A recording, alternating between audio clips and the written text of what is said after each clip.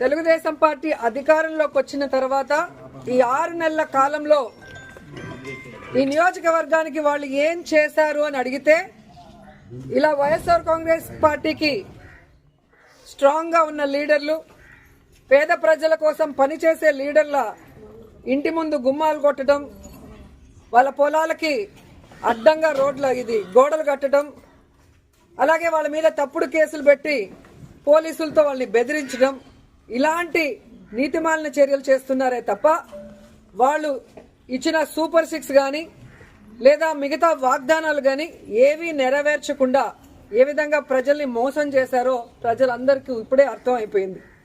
కానీ దురదృష్టం ఏంటంటే ఈ పంచాయతీలో తాగే నీళ్ల దగ్గర నుంచి ప్రజలకి అన్ని అందుబాటులోకి తీసుకొచ్చే సచివాలయం, ఆర్బీకే సెంటర్ అన్నీ కూడా ఇక్కడ లీడర్లు వాళ్ళ ల్యాండ్ ఇచ్చి కట్టించి ప్రజలకు అన్ని అందుబాటులోకి తీసుకొచ్చారు.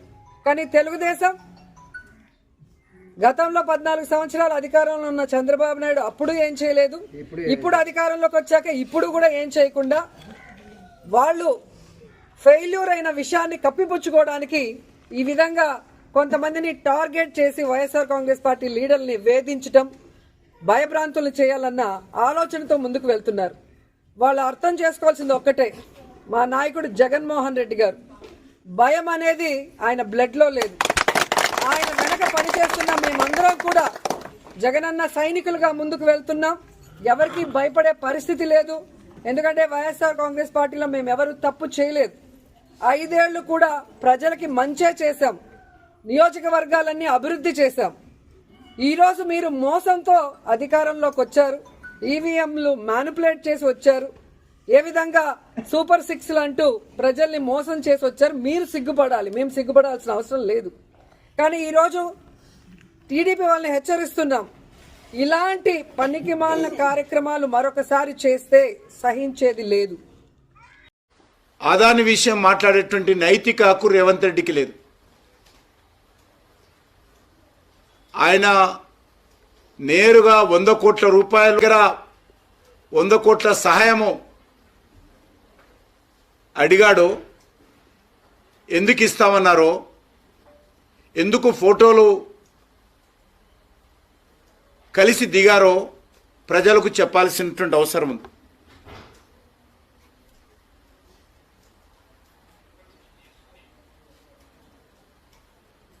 దానిపైన జేపీసీ వేయాలి. మోడీ గారు ఆదాని రక్షిస్తున్నాడు. నేను కాంగ్రెస్ పార్టీని సవాల్ చేస్తా ఉన్నాను.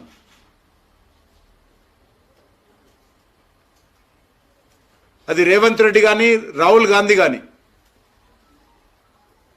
ఏ ప్రాతిపాదికన ఆదానిపైన చర్యలు తీసుకోవాలో ఏదైనా ఒక్క సాక్ష్యం చూపించాల్సిందిగా కోరుతా ఉన్నాను.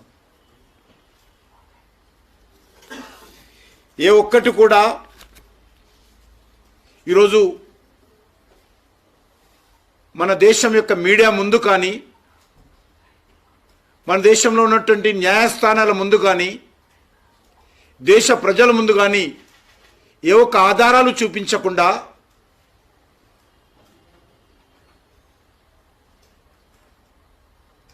గత పార్లమెంట్ ఎన్నికల్లో ప్రజా వ్యతిరేకతతో విశ్వాసం కోల్పోయి వరుసగా గత 10 సంవత్సరాలుగా అనేక ఎన్నికల్లో ఓటమి పాలవుతూ ఈరోజు మళ్ళీ ఆదాని మాట మాట్లాడడం చాలా విడ్డూరంగా ఉంది. ఏ ఒక్కటైనా భారత ప్రభుత్వం పొరపాటు చేసిందని కాంగ్రెస్ పార్టీ నిరూపిస్తుందని అడుగుతా ఉన్నాను. ఏ ఒక్క మాట మీద నిలబడే సత్తా లేక, ఏ ఒక్క సమస్య మీద ఆధారాలు లేక. అందరికీ నమస్కారం. ఇప్పుడే హాస్పిటల్ ఐసీయూలో ఉన్న శ్రీతేజ్ ఐసీయూలో చూసి బయటికి వస్తున్నాను. డాక్టర్స్ అందరితోటి నేను మాట్లాడాను.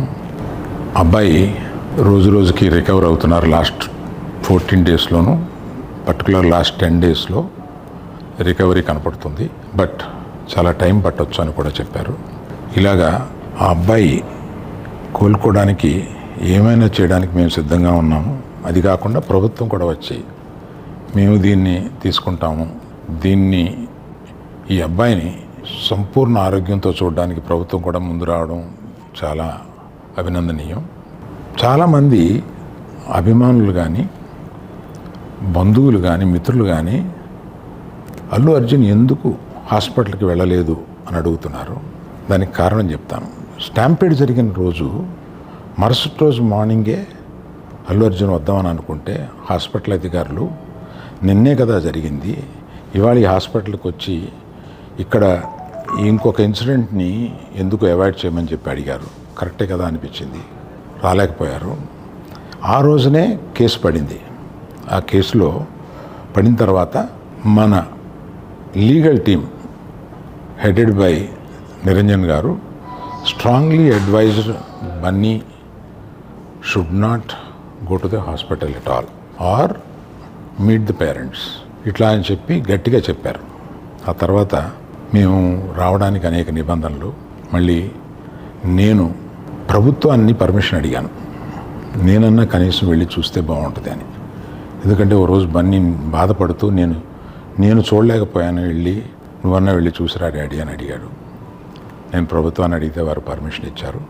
ఈ పర్మిషన్ నాకు ఇచ్చిన చీఫ్ మినిస్టర్ గౌరవనీయులు రేవంత్ రెడ్డి గారికి, పోలీస్ శాఖకి, మన హాస్పిటల్ అధికారులు సిఇఓ గారు అభిమన్యు, మెడికల్ డైరెక్టర్ సంబిత్ గారు, వీరందరికీ, హాస్పిటల్ వర్గానికి అందరికీ నా కృతజ్ఞతలు తెలియజేస్తున్నాను. LED की चेन लाइट, ये छोटा लाइट बड़े काम का है. इसे आप जरूरत पड़ने पर कहीं